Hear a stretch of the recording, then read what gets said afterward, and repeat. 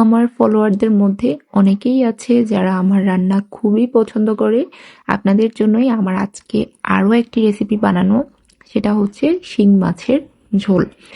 এই ঝোল রান্নার জন্য অলরেডি আমি প্যানে তেল দিয়েছি।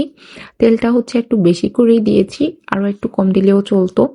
তারপর পেঁয়াজ দিয়ে সুন্দর করে একটু হালকা লাল করে ভাজি করে তারপর দিয়েছি পানি।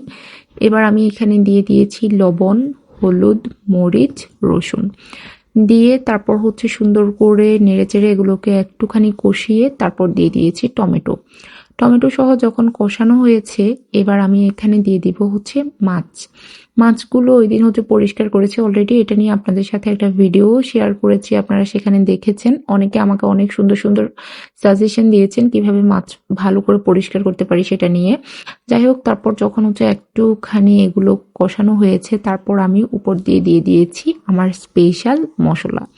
তারপর আমার হাজব্যান্ড এখানে আসছে আমাকে একটুখানি হেল্প করার জন্য। ও একটু নেড়েচেড়ে দিল, তাহলে নাকি টেস্ট আরো বাড়বে। যাই হোক, তারপর আমি আবার লাস্ট পর্যায়ে এসে কাঁচামরিচ আর ধনিয়া পাতা দিয়ে এটাকে সুন্দর করে নেড়েচেড়ে দিয়েছি।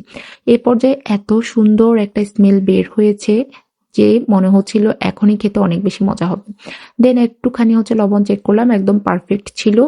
আর এই তো আমার রেসিপি ডান। আশা করি আপনাদের কাছে অনেক বেশি ভালো লেগেছে। Thank you.